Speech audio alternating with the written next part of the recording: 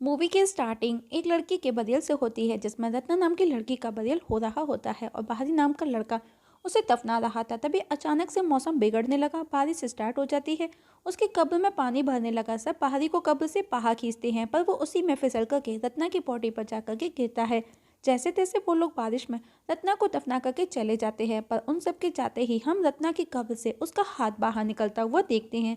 और इस जगह मूवी फ्लैशबैक में जाती है और हम बाहरी को देखते हैं जो कि किसी गैराज में एज अ मैकेनिक जॉब करता है। आज उसके गांव से हसन नाम का लड़का उससे मिलने आया।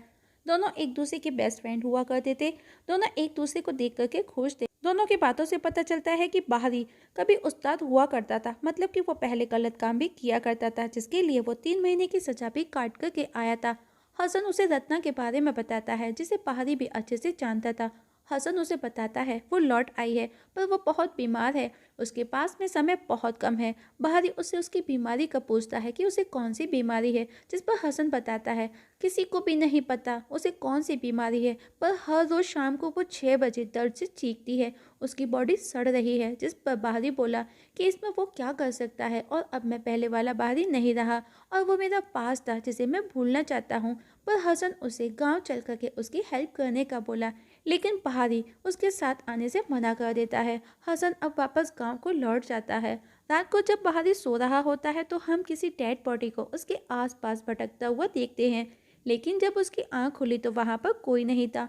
पहाड़ी वापस से सोने की कोशिश करता है तो उसे रत्ना की आवाज आई जो उससे हेल्प मांग रही थी। जब वो बाहर उठ कर के आया तो रत्ना को कार के अंदर देखा जिसके गले में जंजीर बंधी थी, पर उसकी आंखों के सामने उसे कोई खींच लेता है। ये देख करके पहाड़ी को समझ आ गया कि रत्ना को उसकी जरूरत है और वो उसी रात को गांव के लिए निकल जाता है। वो रास्ते में बस में बैठा था तभी उसे एक कार एक्सीडेंट नजर आया, लेकिन पहाड़ी बाहर निकल करके भी नहीं देखता। वहीं गांव में दिखाया जाता है केशव रत्ना की मदर को बुरा भला कहता है कि तुम कहीं चली क्यों नहीं जाती। यहाँ हमें ये बात भी पता चलती है कि रत्ना के फादर ने भी कर्ज की वजह से सुसाइड किया था। केशव बोला तुम भी अपनी बेटी के साथ सुसाइड कर लो ताकि हम गांव वालों को तुमसे छुटकारा मिले। जिस पर रत्ना की मदर ने कहा तुम ऐसा कैसे बोल सकते हो, तुम भी कुछ ही दिनों में बाप बनने वाले हो। इतना बोल करके वो वहां से चली जाती है। बाहरी भी गांव लौट आया। वो हसन से मिलकर के खुश था। हसन उसे अदा के घर लेकर के आया जो उसके फादर के जैसे थे। दरअसल वो भी उसी के जैसे उस्ताद हुआ करते थे, पर अब उनकी उम्र हो चुकी थी। और इस जगह स्टोरी वापस से फ्लैशबैक में जाती है और हम रत्ना और बाहरी को देखते हैं जब वो दोनों एक दूसरे को पसंद करते थे। पर एसिड नाम का लड़का अक्सर रत्ना को परेशान किया करता था जो बाहरी को बिल्कुल भी पसंद नहीं था। वापस से स्टोरी प्रेजेंट में आती है।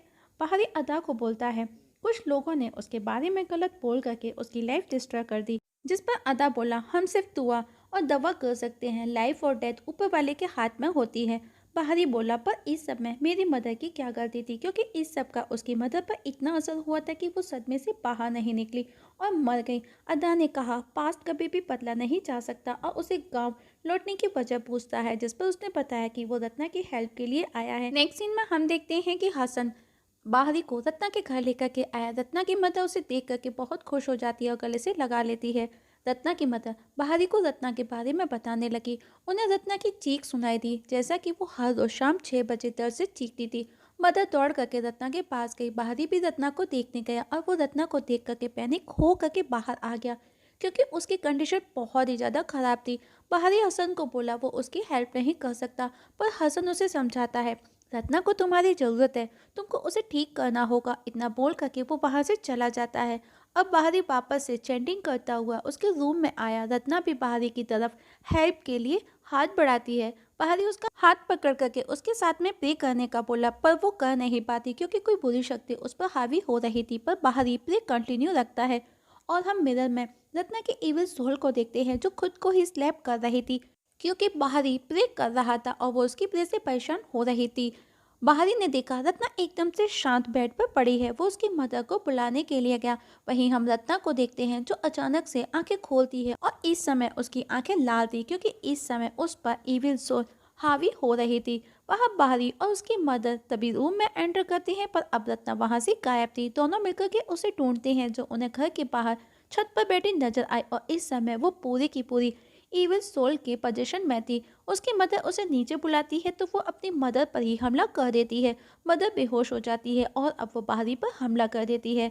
वहीं अबा भी बहारी के लिए प्रे कर रहा था। साथ ही बहारी भी अपनी प्रे कंटिन्यू करता है और इस एक्सोर्सिज्म में रत्ना की बॉडी से वो इविल सोल तो निकल गई पर रत्ना मारी जाती है। इससे उसकी मदर पूरी तरह से टूट जाती है। नेक्स्ट डे जब वो उसे दफनाने लेकर के जाते हैं, गांव वालों को उस पर से बदबू आती है। इवन कुछ गांव वाले उनका रास्ता रोके खड़े थे क्योंकि वो नहीं चाहते थे कि रत्ना को उनके गांव के सिमेट्री में दफनाया जाए।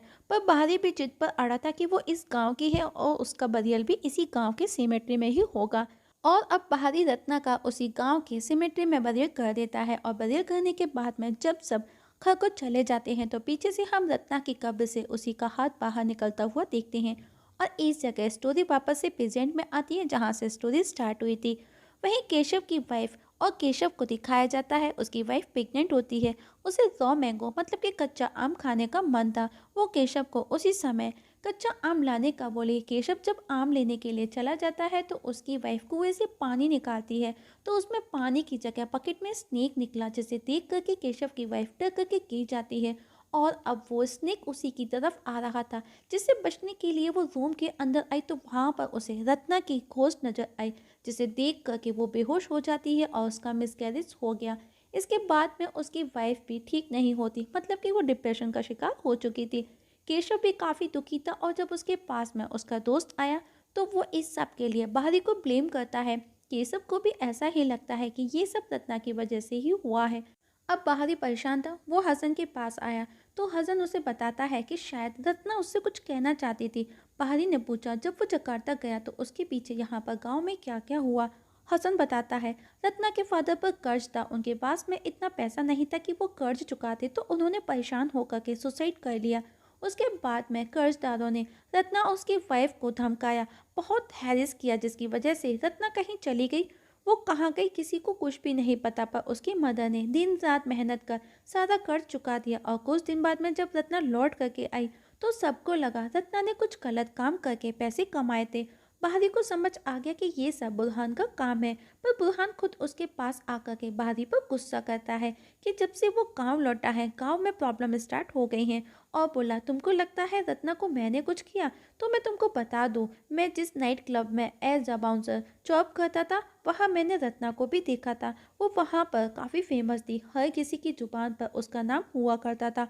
बड़े बड़े घर के लोग उसके कस्टमर थे। इवन जब ये बात मुझे पता चली तो उसने मुझे मुंह बंद करने के लिए भी पैसे ऑफर किए। हो सकता है उसी के कस्टमर से उसे कोई बीमारी लगी हो और वो गाँव लौट आई, पर बाहरी को ट्रस्ट नहीं होता। रात को जब बुरहान अपने घर में कुछ काम कर रहा होता है तो उसे रत्ना की आवाज़ सुनाई देती है। पहले तो वो अवॉइड करता है पर रत्ना उसे वापस उसके नाम से बुलाती है। बुरहान आवाज़ को फॉलो करता हुआ बाहर आया तो उसे रत्ना का घोस्ट नजर आया, जिसके मुंह से स्नेक निकल रहा था, जिसे देख करके वो डर जाता है और वापस घर की ओर भागा। घर पर उसकी वाइफ उसके करीब आई। बुरहान जैसे ही उसके क्लोज आया उसे रत्ना का घोस्ट नजर आया और जब उसकी वाइफ उसके रूम में आई तो देखा बुरहान सुसाइड कर चुका था। वहीं अबा बताता है कि रत्ना की सोल अभी भी उनके बीच मौजूद है जो कुछ चाहती है। वहीं रत्ना की मदर रत्ना की ग्रेव पर आई जो देख करके बहुत बुरी तरह से डर जाती है। उन्होंने देखा रत्ना की बॉडी ग्रेव से बाहर थी और उसकी बॉडी की हालत देख करके, वहाँ की कंडीशन को देख करके ऐसा लग रहा था कि कुछ तो किया गया है। मदर रत्ना के लिए प्रे करती है ताकि उसे मुक्ति मिल सके। वहीं रत्ना की सोल ने अब पूरे गांव के लोगों को डराना स्टार्ट कर दिया था, मतलब कि अब वो हर किसी को नजर आने लगी थी, इवन सब पर हावी होने लगी थी। पर बाहरी एक एक कर सबको ठीक करता जाता है। अबा की भी तबीयत खराब थी, वो अपने आखिरी समय से पहले बाहरी को अपनी जगह दे जाते हैं और अब बाहरी उस्ताद बन चुका था। लेकिन केशव अपने दोस्तों के साथ वहां आ गया और वो इसके लिए रेडी नहीं था, मतलब कि वो उसे उस्ताद मानने के लिए रेडी नहीं थी। बाहरी को भी अच्छा नहीं लगता तो वो वापस जकार्ता के लिए निकल जाता है। वो बस में बैठा था तभी उसे एक लड़की रोते हुए नजर आई। वो उसे पूछता है क्या वो उसकी कोई हेल्प कर सकता है। लड़की ने कहा वो अपनी फ्रेंड रत्ना की ग्रेव पर आई थी, लेकिन उसकी बॉडी ग्रेव से बाहर थी। ये सुनकर के पहाड़ी चौंक जाता है और वो उससे रत्ना के बारे में पूछने लगा। लड़की बताती है वो और रत्ना एक ही नाइट क्लब में काम करते थे। रत्ना बहुत अच्छी थी, वो हमेशा दूसरों की हेल्प किया करती थी। बुरहान अक्सर उसे परेशान करता था। उसने बताया वो उसी के गांव का है। एक दिन उसने बुरहान और रत्ना को बात करते हुए सुना। रत्ना ने चार्म्स करवाए थे ज़्यादा और जल्दी पैसे बनाने के लिए, पर लेकिन इस सब के लिए उसे सबसे पहले किसी एक मुर्गे की, देन बकरे की, उसके बाद में उसे किसी अपने सबसे नज़दीकी, सबसे प्यारे, मतलब कि किसी ह्यूमन का सेक्रीफाइस करना था। पर उसकी माँ ही थी जिसे वो सबसे ज़्यादा प्यार करती थी और वही थी उसकी दुनिया में। रत्ना ने अपनी मदर का सेक्रीफाइस करने से मना कर दिया और उसी के बाद में उसके साथ में ये सब स्टार्ट हुआ। बाहरी को अब सब समझ आ गया कि ये किसका कराया है और अब वो वापस गांव को लौटा। रास्ते में उसे एसिफ और एक बंदा मिले जो कि उसे पीटने लगे क्योंकि वो गांव लौट रहा था और वो ऐसा बिल्कुल भी नहीं चाहते थे। पर अब बाहरी उल्टा उन पर भारी पड़ता है और उन चार्म्स के बारे में पूछता है। वो लोग ददन का नाम लेते हैं। बाहरी हसन के साथ में ददन के घर आया। वहाँ का नज़ारा देख कर के उसे समझ आ गया कि ये सब ब्लैक मैजिक है। हसन बाहर नजर बनाया था ताकि वो ददन को रोक सके, पर फिर भी ददन वहाँ आ गया और अब ददन बाहरी पर हमला करता है। वो उसे मारने से पहले सब सच बता देता है कि उसी ने रत्ना को वो चार्म्स दिए थे, पर रत्ना ने अपना वादा पूरा नहीं किया जैसा उसने कहा था और वो टीवी को पूछता है जिसे वो कभी नाराज नहीं कर सकता था। लेकिन रत्ना ने अपना किया वादा पूरा नहीं किया था, इसलिए रत्ना को खुद का सेक्रीफाइस करना पड़ा और रत्ना की बॉडी को उसकी मदर को जो ग्रेव से बाहर मिली थी, इसके पीछे ददन ही था जो उसकी बॉडी का रिचुअल करने के लिए यूज कर रहा था और जो बार बार जो लोगों पर पोजीशन हो रहा था वो भी ददन का ही प्लान था ताकि लोग भगवान को छोड़ करके डेविल को पूजे। अब सब सच बताने के बाद में वो बाहरी को मारने को था, पर तभी बाहरी को होश आ जाता है। दोनों के बीच में फाइट होती है। बाहरी ददन को मार करके घर से बाहर निकल आया, पर ददन के घर में आग लग चुकी थी जिसमें ददन जल जाता है और अब रत्ना की सोल भी वहां आ गई जो बाहरी को थैंक्स कहती है क्योंकि उसके ऊपर जो फ्लेम्स लगाए गए थे अब सब साफ हो जाएंगे। मतलब कि रत्ना की हकीकत सबको पता चल चुकी थी कि रत्ना ने कुछ भी गलत काम नहीं किया था। अब सब मिलकर के रत्ना का अच्छे से बदल करते हैं। तभी पुलिस वहां आकर के हसन का एड्रेस पूछती है और इस जगह हमें ये बात पता चलती है कि हसन की कुछ दिन पहले कार एक्सीडेंट में डेथ हो गई थी और ये वही एक्सीडेंट था जब पहाड़ी जकार्ता से अपने गांव को वापस लौट रहा था और रास्ते में उसे कार एक्सीडेंट भी नजर आया था, पर उसने देखा तक नहीं था और हसन अब तक बाहरी के साथ था क्योंकि वो रत्ना को इंसाफ दिलाना चाहता था। ये सुनकर के बाहरी को बहुत दुख होता है क्योंकि वो अपने लव्ड वंस को खो चुका था। और इस जगह हमारी आज की मूवी की एक्सप्लेनेशंस खत्म हो जाती है। तो दोस्तों मूवी कैसी लगी कमेंट सेक्शन में कमेंट करके जरूर बताइएगा। पसंद आए तो लाइक और शेयर जरूर कीजिएगा और सब्सक्राइब करना ना भूलिएगा। वीडियो देखने के लिए थैंक यू सो मच।